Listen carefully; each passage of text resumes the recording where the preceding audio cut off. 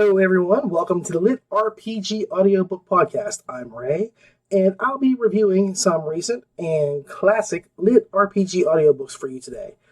Today, I'm going to begin with The War God's Mantle, Descent, which is a LitRPG Harem adventure, The War God Saga, Book 2. This is written by one of my favorite authors, James Hunter, and his co-writer, Aaron Crash. I haven't read anything else from Aaron yet, but I'm looking forward to. He has more books coming to Audible soon. This is narrated by the amazing Armin Taylor and has a book length of 12 hours and 8 minutes. Sunshine gleamed off the white marble walls of Lycastia City, which contrasted sharply to the swath of verdant green jungle in the distance. The rocky peak of the nearby northern mountain pierced the sky, looming over the rest of Lycastia like a monstrous stone tyrant. Off on the western part of the crescent-shaped island, the azure waters of the Mediterranean Sea lapped at the white sand beaches.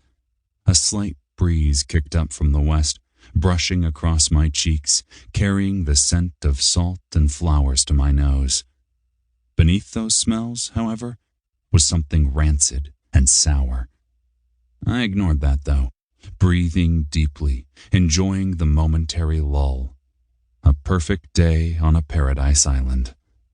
And then the gurgling screech of a dying werewolf jerked me rudely back into reality. Sure, this was a perfect day. At least it would have been if not for the monstrous forms hurling themselves against Lycastia's high walls and heavy fortified gates. All right, so I'm going to have to keep from gushing because this is a collaboration between two writers, one of whom is one of my all-time favorites. Aaron Crash and James Hunter have cooked up a crazy concept in which a regular old military man is given the power of a Greek god, Ares. And he's also has been given the ability to create a bunch of warrior Amazons to help him fight off the hordes of, and the god himself, Hades. Now, Hades, it seems, is out to destroy the world.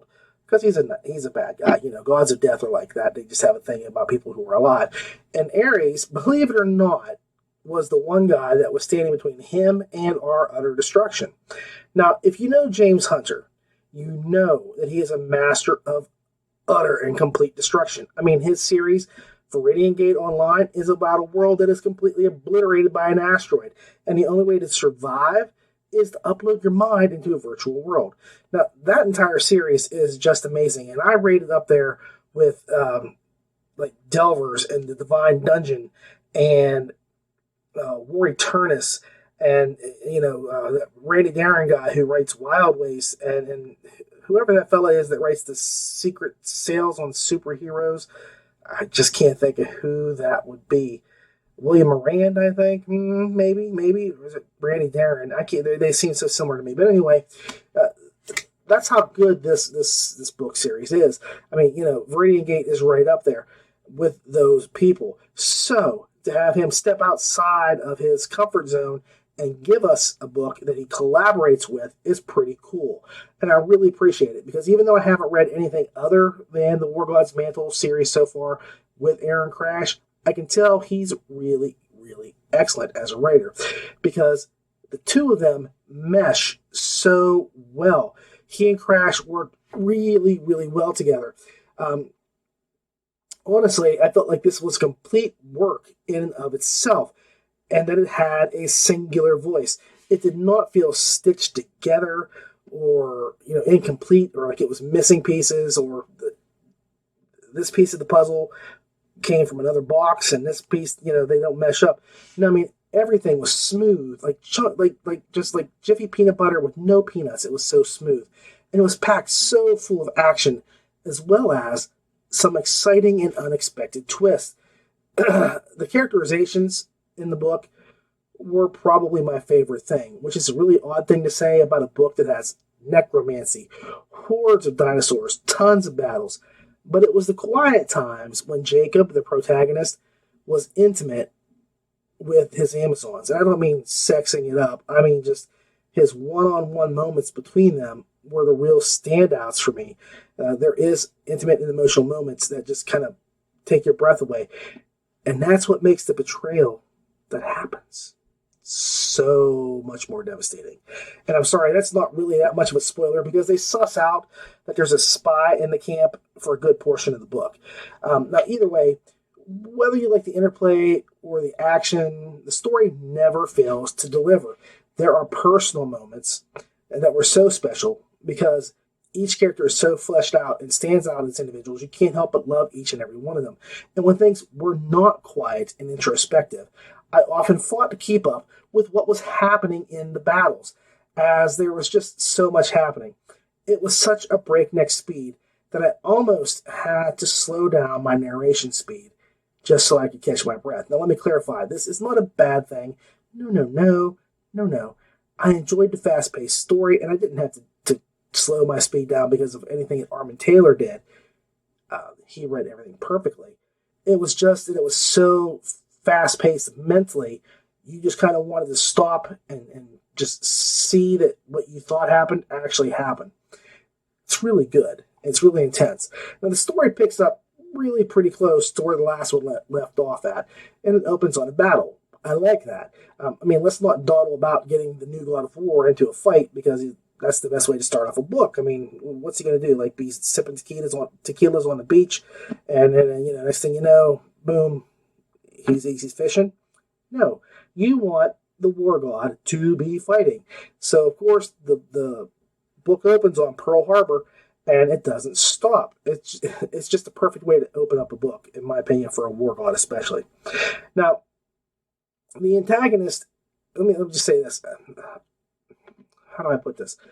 I particularly like how they escalate the villains from one book to another. The antagonist in book 1 was really good, but the new antithesis of our hero has personal ties to him, which makes his story all the more interesting. I also enjoy how the villain does not drag on for several books. If you remember me saying this before, I really prefer the one-and-done kind of approach for a villain, unless the villain is really, really awesome. Because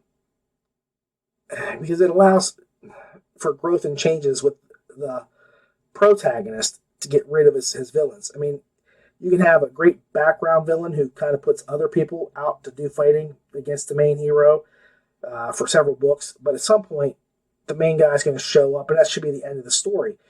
Well, that's my big problem with Awaken Online. The villain there is really weak and uninteresting, and he's just due for a swap out. As much as I hate the Star Wars films, they generally stick to one bad guy per film and then kill him off when they're done, and they move on to somebody better, or at least somebody different, whether you think about it or not. And that's just how it should be. I mean, you had Darth Maul, and you go through. There's a new villain each time, and I prefer it that way. You keep the main character on their toes. When it's something familiar, it's not as exciting, and more importantly, it doesn't get stale. Okay, because I can only fight the same guy. Like, Superman has fought Lex Luthor for 50 years. Batman has fought the Joker for 75 years, whatever it is. They really need to just take a break. That's one of those things with Doctor Who where they say, okay, for the first season of this new Doctor, we're not doing any Daleks, or we're not doing any Cybermen, and we're not doing this. We're going to give all new monsters. Great. I like that. I like to keep going onward and upwards, and then go back and take a reflective, spin. So here, we really, really get to have a new bad guy. And that's just one of those things where I prefer it that way. I really like it. Overall, this is a really fun book, and it makes me realize that I really need to go back and review Viridian Gate Online, book 1, pretty soon here. I'll try to do that as quick as I can, but my problem is I have too many books that come out, and I'm trying to keep up with the books that are coming out as opposed to the ones that are way back there. But I still want to kind of throw a bone and go back and review some of the books that I haven't been able to. Like right now I'm reviewing book 2. I haven't reviewed book 1 on the show. So that's one of those things I need to get back into and try to keep up with that. But it's hard when you have so many releases every week to keep up and give you the new stuff, which I know you want, as well as the older stuff that needs to be kind of spoken about. And Viridian Gate really deserves this. Now, I have to say here, Armin Taylor is outstanding. I really love listening to this man. Even if some of his female voices do stray into a deeper timbre sometimes, he has really good cadence and he paces the story so well. Like I said, I almost had to slow my speed down because of everything he was spitting out. Now, I really think the sound quality was superb and that he added a lot to the story. He is rapidly becoming a favorite narrator of mine. Oh, hell's bells. I mean, he is a favorite narrator of mine. I mean, who am I kidding? After 5 VGO books, I don't see how he can't be. And I'm always happy to hear his voice. And I really enjoy his reading style. So, he's a worthwhile narrator. He really gets it right. As a series, I have to say that the story, the characters, and the plot are all fascinating and will keep you on the hook waiting for what comes next. I love that we get big confrontations, epic battles, personal moments, all in one chapter. And we go on to something new in the next chapter. There's elation, there's heartbreak, and that's a sign of good storytelling. I really look forward to the next installation of the Wargod's Mantle. Right now, I'm going to say there's a lot of room to get bigger and better. I really just want to see more things happening here.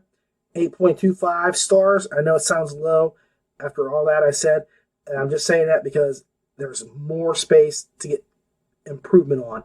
I don't want to have it plateau right now. So onwards and upwards. James, Aaron, you guys just killed it. Armin, awesome job narrating. All right, up next we have the Barrow King, The Realms, Book 1, by C.M. Carney, narrated by Armin Taylor. Again? Really? Awesome. And the book length is 13 hours and 30 minutes. Wick was inconsolable. He wanted to rush after the Wormen to save his love, but Ovrim convinced him that none of them were in any shape to pursue them. "But she'll die!" "We'll all die if we go now. We need to heal, to recover, and she'll be fine. For a while, at least," Griff said. "How can you know that?" Wick demanded, his face red from rage and fear. "If they wanted her dead, they would have killed her here. So that suggests they want her for something else. Whatever that something else is, it buys us some time. Time we desperately need." "I agree," Ovrim said. Desperate fear waged a battle with logic on Wick's face. After a few moments, he found calm. Now, I just want to step back, and I don't want to collaborate and listen. I want to just step back and just say that this is a book that does something that is totally mind-blowing in its execution. It sets up a man to have a quest to save his sister by entering a game world. And then, after he does so, he spends the rest of his time on a dungeon crawl. Okay, it's crazy. It's pure madness how it appears, but it's really flawless in its execution. In fact, the story as a dungeon crawl is more interesting than most books that take place in an open world. And I give a real tip of the hat to Chris Carney for the conception and the implementation of this tale. I would never have done what he did. I would have never done how he did it. He created the whole world and then confined the whole book to just one dungeon. And you think it sounds crazy, but it works, okay? Even dungeon stories have more interaction outside than this book does. Now, not to confuse you, there is no dungeon core in the story, although the main villain, the Barrow King, he pretty much runs the place like he was a dungeon core, but he's not. I also appreciated how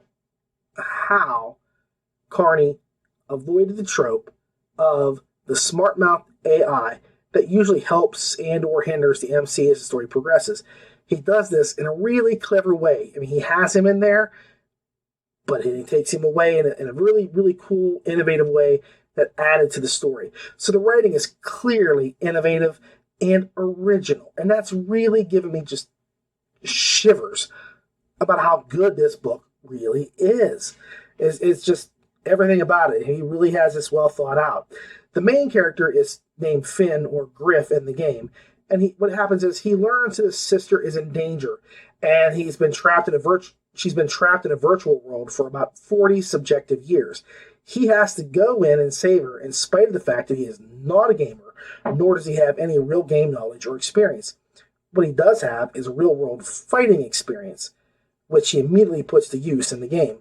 Now, his instincts are spot on, and when he listens to them, he tends to snatch victory from the jaws of defeat. I really liked his fearlessness, but he also had a caution-tempered attitude, and I can respect a man who can kind of stand up to a god. The dungeon itself is full of dangers, and some almost familiar monsters, if you're a fan of the old D&D monster manuals and Fiend Folio, appear. And I think my favorite was the Arboleth, an encounter that was stunningly fun for a battle, and it made me long for my old Sionis' character that I used to play. There are nods to several of the best Underdark creatures and races. Did I say racist? Oh my gosh, forgive me. Creatures and races sprinkled throughout the book. It has Easter eggs like that I truly appreciate and respect. It was handled with a delicate hand, as it did not beat you over the head with it, but it also gave you a nostalgic nod to days long gone. And it really made me think about my days as a gamer playing RPGs back in the early 80s, I should say, because that was when I really first got into the role-playing game, the monsters, and all that.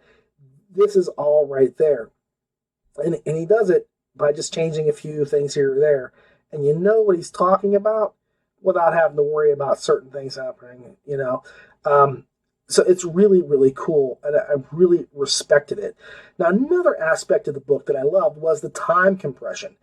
Now, that I touched on a little bit earlier in the beginning here. Time moves very, very fast in the game, so that days or months here in the real world could actually equal years there. So like I said, subjectively, his sister had been in the game for 40 years. 40 years is a long time compared to the few days or weeks that she'd been missing, or a few months, whatever it was. I can't remember off the top of my head, but it was not near the time that she's been in the game. So I'm not sure if that's time dilution or dilation, but it made the story so much more interesting. And speaking of time dilation, this book did not feel like it was 13 hours long, not even remotely. I never really saw a low point or felt like there was a lull in the story. I mean, once the book got going, it was unrelenting. And for me, the setup was the only thing that even slightly helped the story. But you have to give that background info and all the important stuff to kind of let you know what's going on. And once you have that, you can move ahead. Well, even that was not some simple setup. I'm entering a game and leveling up. It had a lot of information that was important to the plot, and it pertained, but it also had blood and bullets and bad guys. So even the very, very beginning of the book is packed with action. So it's not even a slow point or, a lull at all. I mean, the whole book is just one thing after another. Although I will say it did become really more interesting the moment he entered the gaming world. But it's LitRPG, so I wouldn't want a book that was more interesting than the outside world. Although with Dave Wilmore, I might have a different opinion on that in a little while too.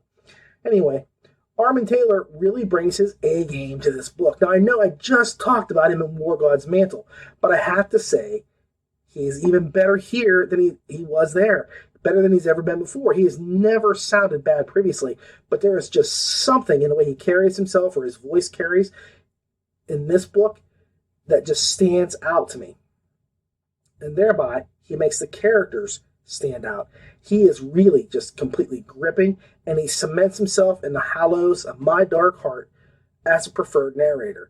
He just knocks this out of the park. He's Babe Ruth going the point before he cracks that ball and puts it out of the park.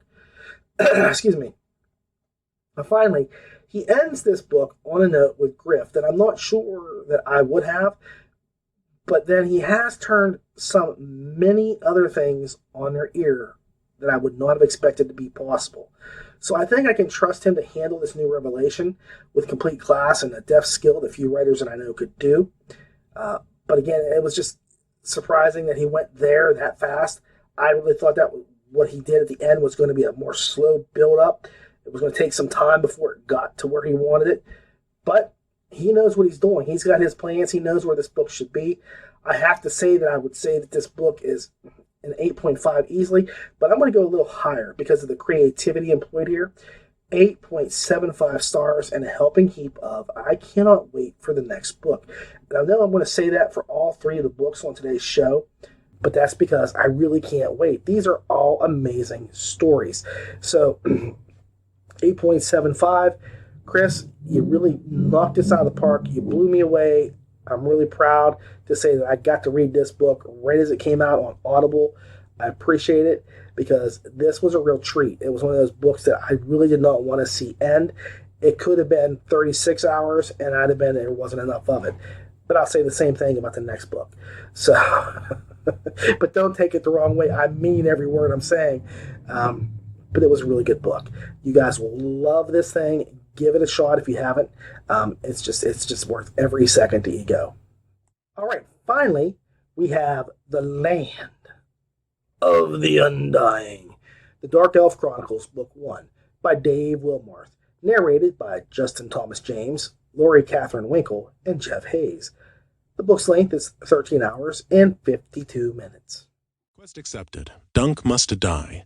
Difficulty, medium. Find Dunk and remove his head. Return it to Grunk along with the family heirloom. Don't die. Reward, 10 gold, 1,000 XP. Grunk continued. You can find him in the blacksmith section. Yarg's shop. He works there. You can't miss him. Big as me, twice as ugly. Mace rose to leave, and Grunk followed. He gave Mace a solid clap on the shoulder that was going to leave a nasty bruise. Good luck, friend. Mace left the tavern and made his way across town. The blacksmith section was on the west side. There was an iron mine on that side of the cavern, and the smiths could get easy access to the ore. Immernacht wasn't the sort of place one could stop and ask directions, so Mace made his way from shop to shop, looking for a giant orc that looked like a Grunk, only uglier. Holy crap. Holy crap. First off, I want to apologize because I'm having a lot of issues with my microphone, not recording, and I've recorded this show about 8 times now, and it did this to me last week, so I'm just trying to get this done so that we have a show for you all today. But I did have a nice little song that I was going to sing about, rock spiders and stuff like that. Maybe next time, Dave, I'll throw that into the next show as we go through. But this book was just a complete package from start to finish. I don't know what I enjoyed more, the real life stuff that the MC had to endure or the gameplay that he was in. Which was more fun? I don't know. And that was the real pleasure. Mace, the protagonist, lives in a world populated by zombies of every size and shape.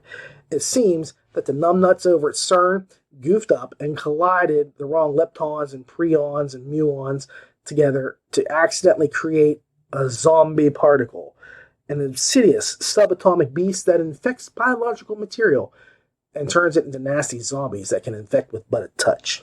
And the real problem is the particle attacks all biological matter. Thus, plants and animals are also affected. Now, I'm going to step way back here for just a second and say my one and only beef with this story is the same beef I had when Brian Keene wrote his zombie masterpiece, The Rising. If insects became zombies, as well as higher animals, then nothing would exist biologically as an animal on Earth in a matter of days. Insects and arachnids are everywhere and touch everything. Life on Earth would not have a calendar of weeks or months, it would be days, making the grass deadly too, and the timer only speeds up. I mean, honestly, you can't walk outside without pollen blowing or, leaves falling from trees. There's a lot of stuff that goes on, and just those little bugs that you don't even see. I mean, in the field, there's a bazillion insects that when you walk through there, they'd be all over and you'd be done in no time. And that's the only thing I have to say that kind of bugged me about this, but it bugged me the same way in The Rising. But I got over it. I really got past it in a matter of seconds after I got through it. I worked it out. I said, okay, this is just one of those things. Now, I completely understand why he had to do what he did, because he couldn't say that the zombie particle only affected humans, as there would be no discernible reason for this to happen whatsoever. None. Why would it not affect the mouse that was in the room or the bug that was in the room any more than it would a human? It wouldn't make sense. So he had to do that. And I could actually say you might get away with saying it couldn't affect plants because plants have different cellular structures, and so therefore they were immune. Okay? But you didn't do that, and that's fine. I'm going to just go with it. I completely understand that, but I did have to suspend my disbelief a little bit. Now, thankfully, the tale, and I'm going to get back in now, the tale that Wilmarth does do is so outstanding. I let all that slide. It was just under the rug, over the hill, underwater, whatever you want to put it. I just enjoyed the story. It was just that good, okay? Now, it turns out that Mace, the protagonist, got really, really lucky and essentially found a bunker that he could hole up in, and joy of all joys, he also has access to his MMORPG, the favorite one that he played before everything went to hell. He hatches a plan, one of which he will eventually upload his mind into the game. So that way he won't have to consider starvation or illness or becoming a mindless monster. But still, he does have to venture out to get supplies and see if he can locate any survivors. I mean, the man's slowly going crazy. He's alone. He's so alone, he just can't stand it anymore. And it's the daily struggles to stay sane, to keep fed, and ever alert for the rampaging undead that in which Wilmarth really ups his game and makes this not just lit RPG, but also survival horror. And I really appreciate that he turns that concept on its head. I mean, most books would have made it where the zombies were in the game and not vice versa. He's created some real depth in the land of the Undying. And it is so well fleshed out that this feels like it could be a real world event. And this is exactly how humanity would react to this occurring. The gameplay was amazingly just as interesting and fun as the real life drama. And there were several battles in the Underdark that just captured my imagination. I'm really particularly thinking of the Cthulhu-esque kaiju battle for one, but I can honestly say that every moment spent in the real world was a moment that I was wondering what was going on in the game, and for every moment spent in the game, I wondered what was happening in the real world. No matter where I was always worried about what was going on in the other place. Now, Wilmarth also comes up with a rather likable love interest in Sherry, who is fun and complex and can actually show Mace a thing or two when it comes to surviving. I like that Sherry is no wilting flower, and she has complete control over the situation that she is in. Wherever she's in, she's on top. I mean, I'll be honest with you, she scares me a little bit. The two make up some of the best characters I've read or listened to in quite some time. The world, though bleak, is rich and vibrant in its descriptions, and the game is the kind of game I would want to play in. Oh, and I do have to comment on this. Mace plays a drow in the game, and he's treated like a baby-killing madman by most of the people he meets, just the way a drow should be treated. This has been a moment of reflection in memory of the Archaic Venture story from last week and its drow character. Please take notes. This is how drow go. You go out into the world and everybody else hates you and wants to kill you because you're evil SOB. And justifiably so. Mace has to struggle to overcome his dark legacy throughout the game, which only adds more to the realism and the overall wow factor, because you can sympathize with his struggle as a good person who has to overcome his appearance. And it also adds a bit more depth in the fact that he is pretty much playing a character that's immensely difficult to play because everybody's out to get him. Anybody else would be playing a regular, everyday elf or a paladin or something where they could walk through 99% of the world and never have to worry about somebody attacking them just for who they were. Here, he doesn't do that. He puts his character out there as a drow and says, I know what the reaction is going to be. I know what my responsibilities are. I know I need to handle this with aplomb. And he goes out and he does what he needs to do. It's really interesting to see how he handles these perceptions. Okay? Now, this is the part where I praise Justin Thomas James and Laurie Catherine Winkle. Two people who must be in constant states of trouble. Why? Because we keep using their full names when we talk about them. Justin Thomas James, what are you doing? Why, I'm creating a vocal masterpiece. His narration is full of emotion, and it ranges from angst to anticipation.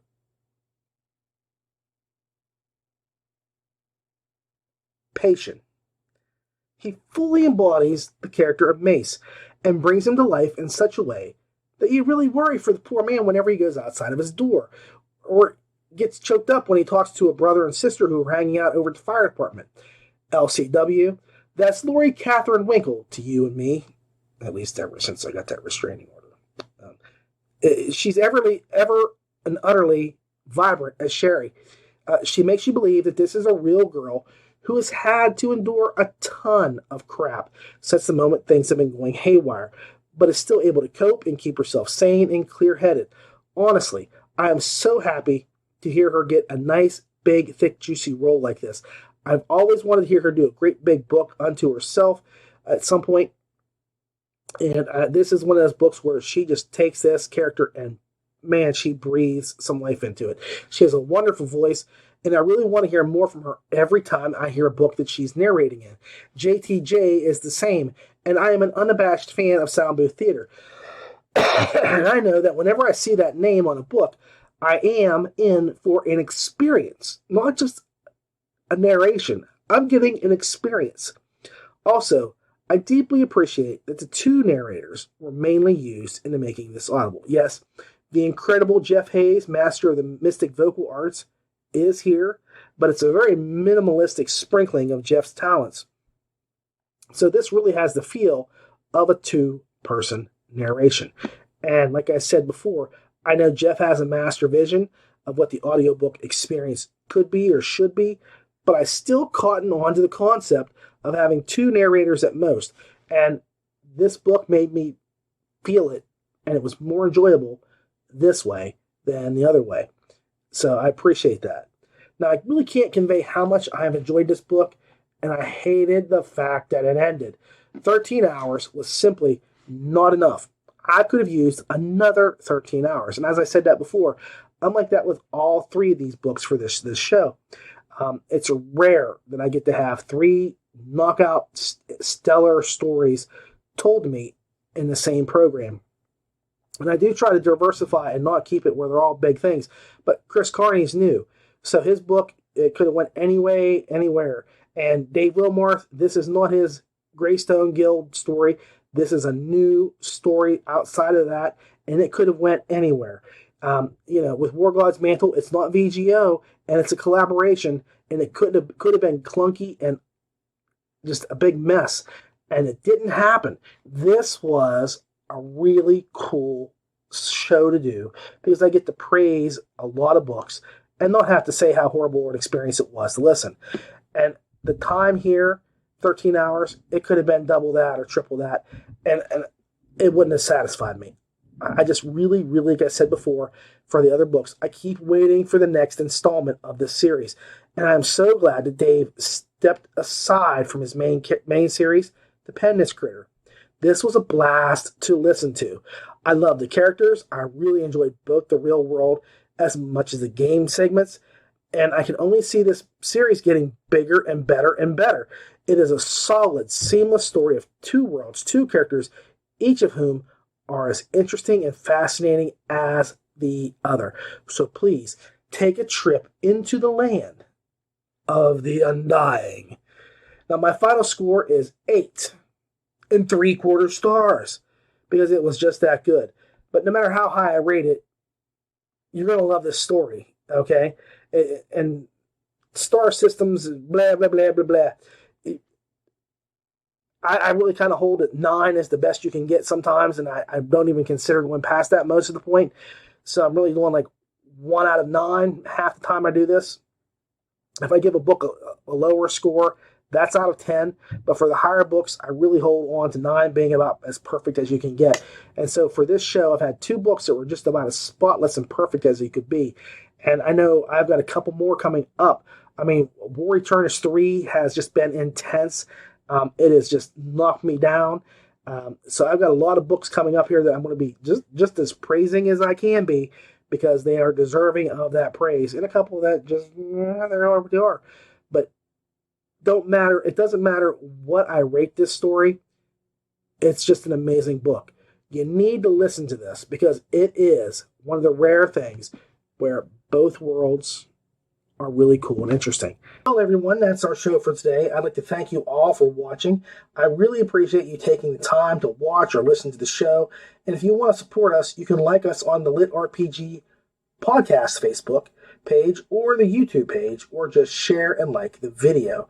For the LitRPG Audiobook Podcast, I really would ask that you would at least make a comment below so that I can see what you like, what you don't like, how I can improve the show. Heck, if there's a book out there that you think I should review or get to, please do so. There's a lot of things that I want to do with the show. I want to do a couple specials focusing on one thing or another, and I'm trying to get that all worked out right now and still keep up with this. So there's more coming, believe me. You're more than welcome to follow us on Facebook or Twitter or YouTube.